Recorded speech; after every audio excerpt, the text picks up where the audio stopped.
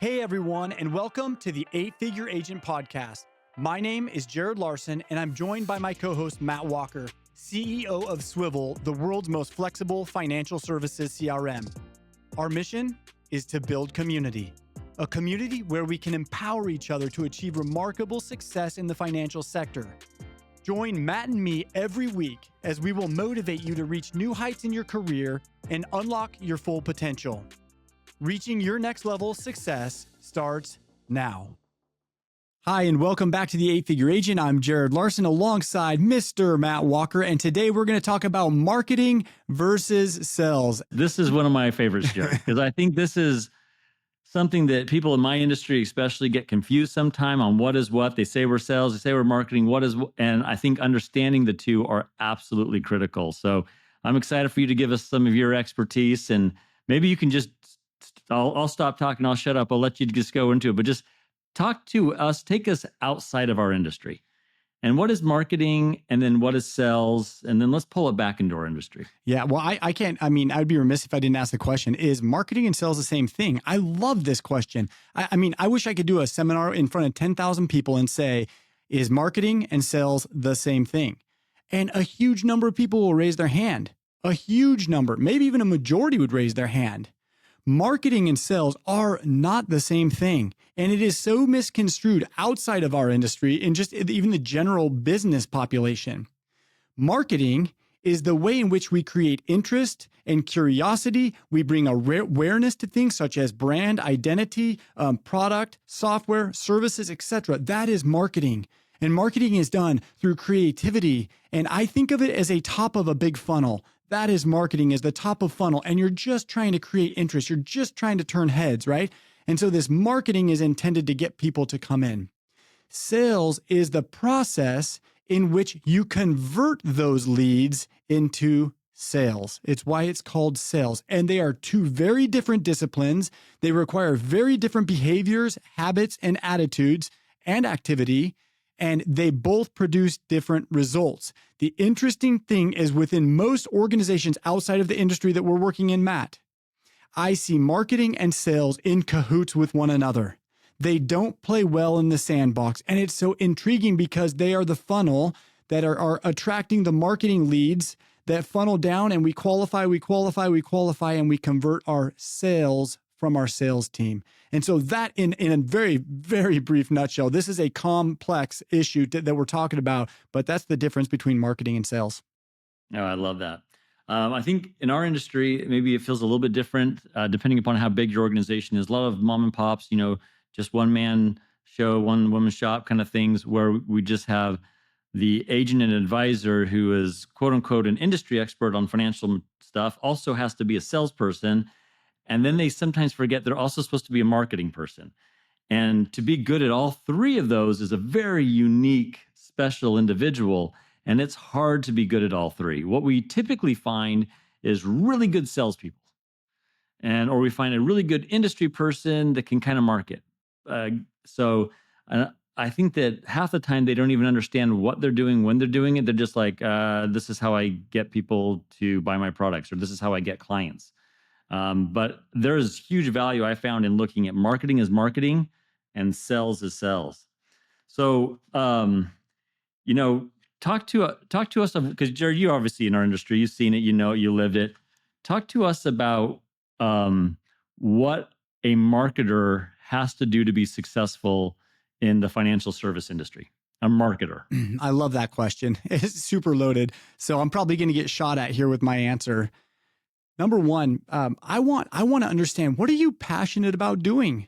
What products are you passionate about selling? What difference do you want to make? What legacy do you want to leave? So I'm going to come back to that, but I want us to think about product just for a little bit, right? So we'll push that aside. The first thing that you've got to do to be successful relative to the product that we're talking about is you have to identify your target market. I think that this is what happens. I just come into the business and they say, make your top 100 list of all the people that you know, and you just call the crap out of them. And today you're selling whole life. Today you're selling blah, blah, blah. I don't care what it is. But you go through that list and it's like, you're fire calling them and they give you the script and you're just ripping through the script. And there's really not a whole lot of thought been given to What's your target audience, right? What do they look like? How old are they? How do they act? What are the behaviors? This was a lesson that Matt gave me. So I went to one of Matt's seminars. And by the way, Matt's typically sitting with a little bit older people in the room. Well, and I'm sitting there and he asked me for some feedback after. And I'm like, hey, Matt, gosh, man, like pump your energy up and do all like, that's me. I'm high energy, high this and that. And he very eloquently chastised me and said, if I come in hot with your energy in those seminars, it won't work. Why? Because the audience demands something different. Oh man, it was an absolutely amazing lesson. I've never forgotten that today. And now, so what I'm asking you to do is, do you really know your audience? Do you know what the audience is demanding? How could you start a campaign? How could you make a post on social media? How could you create a legacy drip campaign for a target audience that you don't know? You've got to identify that target audience. You need to understand their behaviors, understand how they make decisions so that you can start crafting things that would create curiosity. Now, let's bring back in product. We also have to understand that the product has to align with that. You can't sell the wrong product to the wrong niche market or to the wrong target audience. And so these two butt heads, and I see that constantly in our industry. You know, I'm just going to be everything to everybody. I'm not saying that there aren't agents and advisors out there that do everything from wealth all the way to fixed index annuities to life insurance, et cetera, to senior products.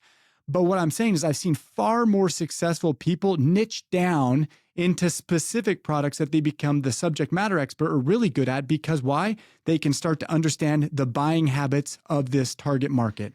Yeah. And I feel like marketing, and this is where you're going, it's got to start with the message, the right marketing message to the right person. And so I've loved it over the years listening to different advisors. You know, when it comes to people will sell fixed index annuities, and whether they came up with this marketing message because they wanted to sell the products or they were true to this and then felt like these products best served their ideals. But you'll get people who are like safety first. I heard a creative one. I sell sleep insurance. And I was like, sleep insurance? And he's like, yeah. He goes, when I had my money in the market, every time the market would go down, he said, I'd cry like a baby. And he says, and I'd stay up. I am blowing this. That's why it's not my thing. But basically, I'd stress all night about it. And he goes, fixed index annuities, the market doesn't go down. So I don't worry about it ever going down. So I can sleep better at night. And I was like, okay, that's kind of creative, as much as I blew it just a second ago trying to explain what I was telling you. But my point is, the guy had a message.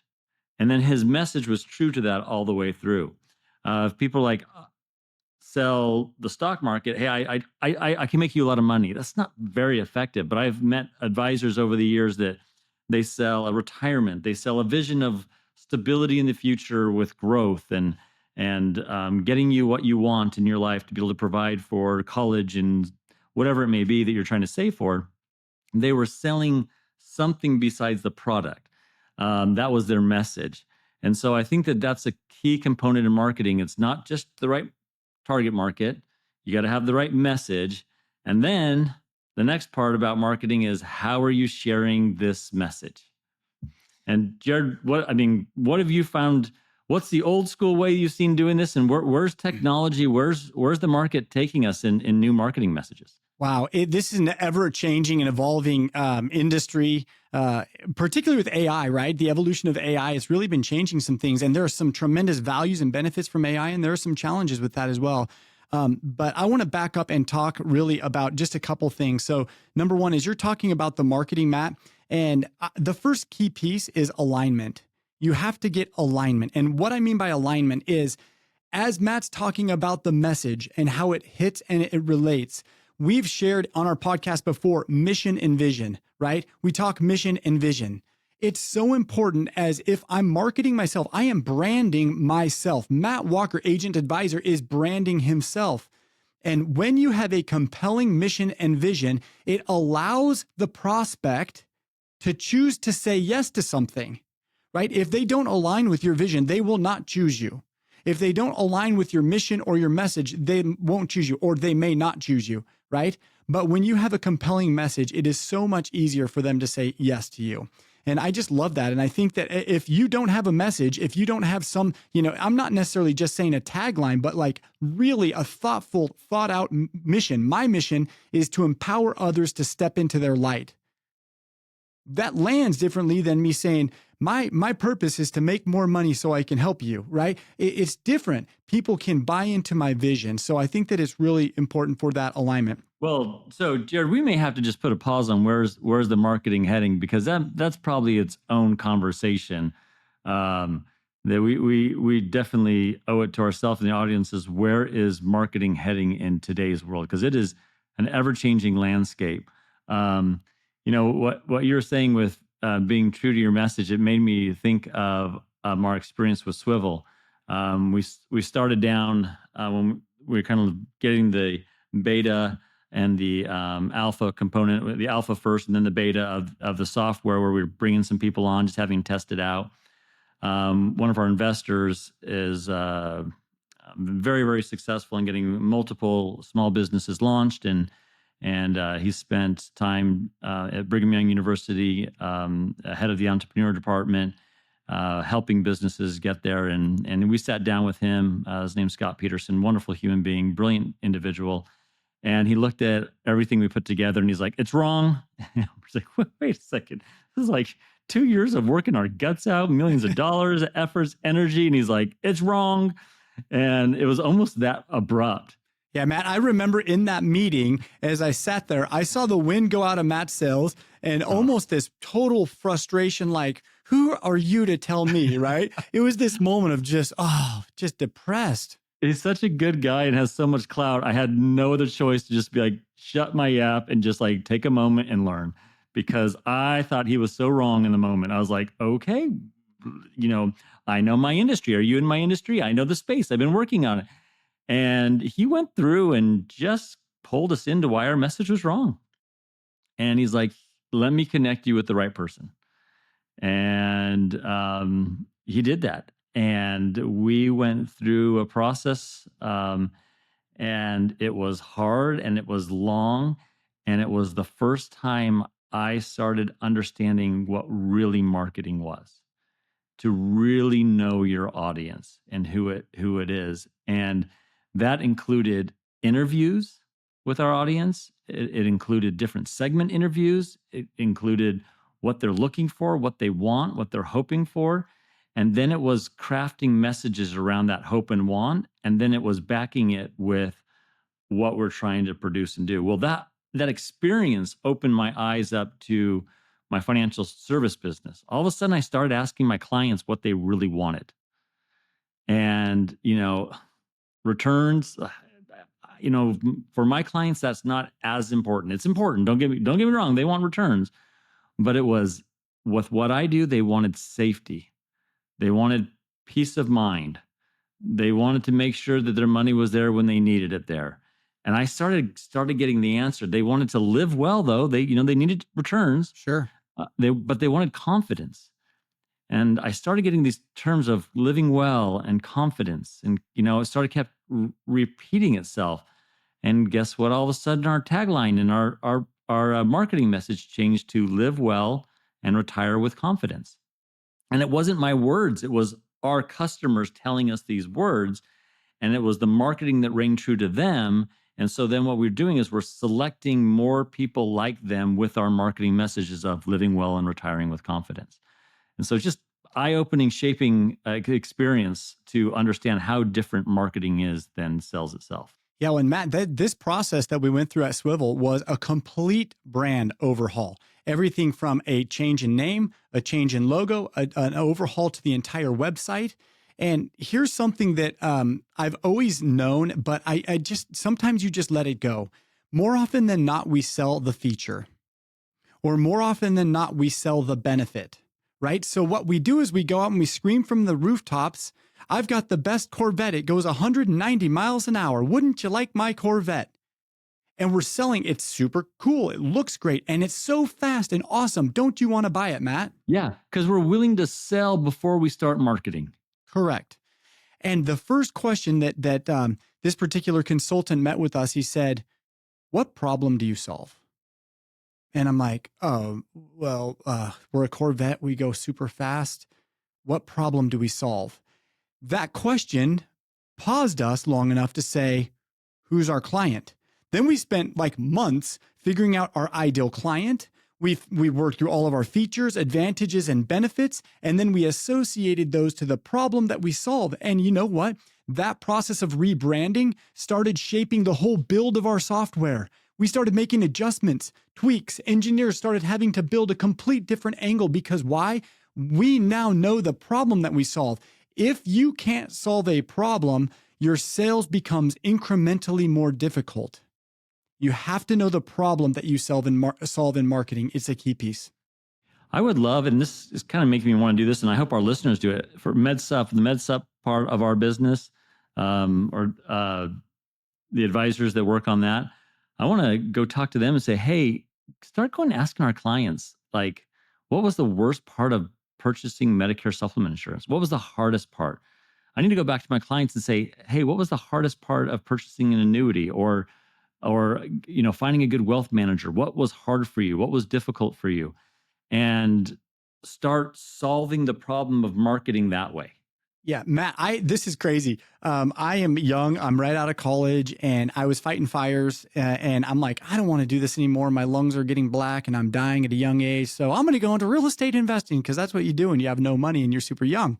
And I got this great mentor, and this gentleman, he showed me how to buy houses, fix them up, flip them. I was buying short sales and foreclosures and doing what everybody seemingly was doing there.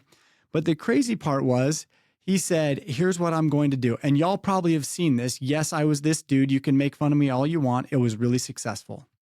I would go buy yellow signs and I would take a black Sharpie pen and I'd mark on it, "We buy houses." I would get the address of the home that was in foreclosure that I wanted to purchase, and I would go put that sign right outside the entrance to the subdivision. No joke. Majority of the phone calls that called in that said, "Hey, I saw your sign. You buy houses. I've been praying about this or whatever. I need help. I'm in foreclosure." And they're like, "This isn't answered my prayers." I'm not messing with God or anything here, but I want you to understand, when your messaging is right and it's in front of the right audience, it's like, holy crap, this is amazing. I love this. And that's all I was doing at a very young age. And now we say, when your messaging is right and you fix a problem that somebody has and you have the features and benefits that they're needing, it just goes like this. And when it comes to the sales team, I'm not saying sales is easy, but when your marketing has done the perfunctory qualification work that's necessary to get them into the funnel, then your sales team can come to them and they can ask inspired questions. And rather than selling anything, they take a consultative approach to closing them, and they allow the prospect to arrive at the decision that they need to make, which is using your services. That's a difference. Yeah. And to make sure that your marketing style is congruent with your sales style as well, so it flows the way that it needs to flow is critical. I've been on a couple different marketing to sales systems. I've mentioned this before. I do the seminar sales system where it starts as marketing. You got to send out the right mailer to get the right people in the restaurant. I view the seminar itself as not as a sell, but as a giant commercial for marketing. And what I'm doing in that seminar, when I first started, what I was trying to do is get as many people to say yes to my appointments as I possibly could. And now I'm like, I just want to send the right message to the right customer, because I know that there's 3 or 4 people in here that want what I do. I'm trying to find them. And I'm trying to say all the right things, because a perfect seminar is getting 3 people to show up and then to all buy. Right? If I can do a perfect seminar, is to get the perfect amount of people that are going to buy, do that. Well, the right message changed. So then my sales approach, when they get in my office, that's when my sales approach starts. And that's where my sales approach is congruent with already what I've asked and how I've tried to get them going. Now, with Senior Plus, when we were buying all these leads, at one point, I think we're spending like $1 million in leads. It was crazy. And we were buying all these leads. And as we were going through it, people are like, well, what do you do for marketing? And I'm like, we buy leads and we call them. And they're like, okay, is there a better way to do it? And I'm like, probably, but I don't know. Like, this is all I've got right now. When I was first starting out, you know what my marketing thing was? I would go to trade shows with a bucket of money, and as people walked by, I would hand them this bucket of money, and I said, guess how much this weighs? And they kind of look at me and they're kind of like always do the joke, oh, thank you. And they, take off. And you're like, no, no, no. How much do you think that weighs? And they're like, 4 pounds, 5 pounds. I don't know. And like, oh, good guess. The one who guesses it correctly actually gets to win. And then they say, well, do you know how much it weighs? And I'm like, I'm going to wait at the end of tonight and I'll call the winner. Just put your guess down right here. And they'd put the guess down. And I'd say, oh, are you interested in any of our other services? And they would show me if it was like annuities, wealth management, life insurance, whatever I was doing at the time, they would check that box. And so at the end, I would call these people and I'd say, hey, I noticed that you guessed 5 pounds, 6 ounces. It was really 2 pounds. I guess you're not as strong as you thought you were. They make to laugh. And I say, but I did notice you're interested in life insurance. How can I help you there? That was my marketing. When I was with Sal Lavely at Legacy Financial, first starting out, also doing that, I was doing that. He said, hey, I want you to go hand out this financial plan and take it to people and say, this is what we can do for you. And you're not going to try to sell them. What you're going to try to do is show them what we can do for people and then ask them, who do you know that would benefit from this type of work? So we try to get referrals, and that was our marketing. But whatever it is, I realized it had to be congruent and it had to be repeatable. And I have learned that the best type of marketing, I had to hustle at the beginning to get to the point where the best type of marketing is marketing I don't have to touch, that I can outsource and have other people to do for me. And in our business, that's the difference between advisors that are just kind of making it and advisors and agents that are killing it. Those who have shifted marketing to someone completely, and I'll make this simple, marketing is how good leads come into and appointments get set on your calendar. That's what you want, is appointments on your calendar. What can you do if you can get other people to do that for you, so you just focus on the sales part? That's the key component. Well, Matt, you're sharing a story about the seminar, right? You're talking about your seminar, and all these people are there, and all you want is a ton of appointments, right? I'm being facetious here. Everybody thinks that's what it is. If I can get 500 appointments, then I'm going to do better than Matt, who gets 100 appointments. And it's one of the fallacies or myth understandings in the industry. And I'm not suggesting that having more leads is bad, but what is better is having qualified leads by sharing the right message so they show up and you have a better chance of closing them. Because the worst thing is having 500 people schedule appointments, only 2 of them show up, and you've wasted all this time waiting for all these other no-shows, only to find out that those 2 won't even buy because you fluffed your message and you didn't shoot it straight right in the beginning. Instead, being upfront, qualifying, and telling them exactly, setting expectations, so when they come to that meeting, they know exactly what to expect. Those that show up, now your time is not monopolized, your time is efficiencyized, if that's even a word. Yeah, absolutely. Now, in other businesses where you don't have like a seminar approach, you may have to have 1 or 2 appointment closes.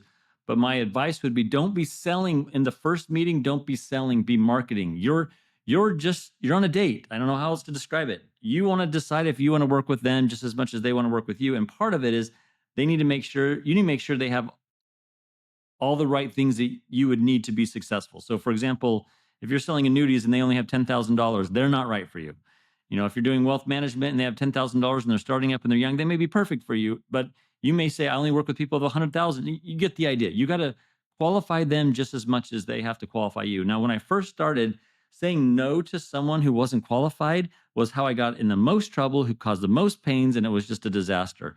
If I can just tell, top advisors to advisors and agents just starting out, if they're not in your target market, get them out. They don't belong. They're just going to cause you problems. And you're not going to get referrals from those people. They're not going to give them to you because they're not going to be happy with you. Find the people that need what you do, like what you do, target them, and make that work. There is an adage in sales, and I am passionate. Matt knows my love for sales and my desire to consult and to grow sales teams and build them. And there's an old adage that says, always be closing. And man, I was like right out of the gates. I'm like, always be closing, go for the juggernaut, ask the question, put them in a body bag, Johnny, this was just this is it. And I'm like, I found some success in that. But I really want to genuinely just break it down. I want to ask you all a question. How many of you in your first sales meeting are truly taking the time to care about that prospect? How many of you are really taking the time to understand the story of their life, really understanding what they truly need? Because this isn't just a product thing. This is a person thing. This is a human thing. And if you truly work to uncover and discover where they're at and what it is that they hope to achieve in their life, it's then that you as an advisor agent can come in and counsel with them, right? And so I think that probably my first bit of advice in the sales world is ask inspired questions. You shouldn't talk a whole bunch about yourself. You should be asking them questions. You should be getting them to tell you what it is that why they're even there, what it is that they hope to accomplish. And so you can come in and work in a collaborative, consultative method. And Matt, I know this is what you do. What are you thinking? Yeah. I mean, as you're saying that, the whole thing that keeps resonating in my mind is what I say every day for my close. And I say that every day because it's in every aspect of my life, not just, the one day a week that I'm working with my customers, but it's understanding enough of what someone wants, understanding enough of what someone needs. And then it's these simple words. I can help you with that today, no problem. That's my sell to everything, to everyone with that. It's, I understand what you want. I understand what you need. I can help you with that today, no problem. Wow. And then I'm solving the problem right here. Here's how I can help you. Is this what you want? Yes. Great. Yeah. Moving forward. And that's like, you just saw my cells. Like, it's all those questions. It's all the things that in marketing, make sure I have the right person. Then it's all the right questions. Then it's, I can help you with this today, no problem. Yeah. And Matt, I would guess that they would get to that point because they trust you. They've built some rapport through the questions that you're asking. They feel confident in your acumen, right, on the subject. I have the textbook 17 step touches along the way. Before I even ask that question, they've been touched by our organization somehow, some way, 17 times before I get to that part where I say that. Yeah. And again, this is intentional selling. It's intentional marketing to bring the leads in. It's an intentional sales process to work towards the close. I'm not even going to call it a close. I'm going to call it that they arrive at what they want, right? They really arrive at what they want. And they're asking you for help. Hey, can you do this for me? Right now, you're the advisor that's really helping them. Jared, I think that what I'd like to do is I'd like to do a show just on the new ways that people are marketing and technology marketing, old school marketing, what's working, what's not working. And let's just have a list and let's just go through them. And we'll say, hey, we find this working. We've seen an agent do this. We've seen an agent do that. And just to give people ideas, I mean, how wonderful would that be to hear all the different ways things are marketing? And maybe some people can learn some things and try some new things. We can point you to some companies that work really well. And I think that'd be a great thing to do. It's fantastic. And I love it because there's a lot of new stuff, but there's a lot of old school things like bell bottoms, jeans, and the Beatles, and they're coming back. And we're seeing that all across the board. But Matt, yeah. I hope that what the listeners will take away from today is marketing and sales are two very different crafts. And you really have to be proficient in knowing what it is that you're doing within each of those realms. Marketing helps bring them in. Sales is the process of converting. They both are equally as important and demand attention. And they demand attention. And I'll say that again, that I hope that you can, in your business, understand where you're at from a marketing perspective and make the tweaks and changes you need to bring the qualified leads and the intentional leads in, and that your sales process is sufficient and efficient enough that you can close them and grow their business or grow your business how you wish to do. Thanks for joining us on the 8-Figure Agent. We look to see you next time. Thank you so much for hanging out with us today. If you enjoyed this episode, make sure to subscribe and follow us on your preferred platform wherever you listen to podcasts. Remember, success loves company, so share this podcast with someone who you think might enjoy it too, and let's build a community together. Let's keep the momentum going until the next episode drops. And hey, if you got any questions or topic ideas that you would like us to focus on, send us a message on social media. Again, thanks so much for joining us. Until next time.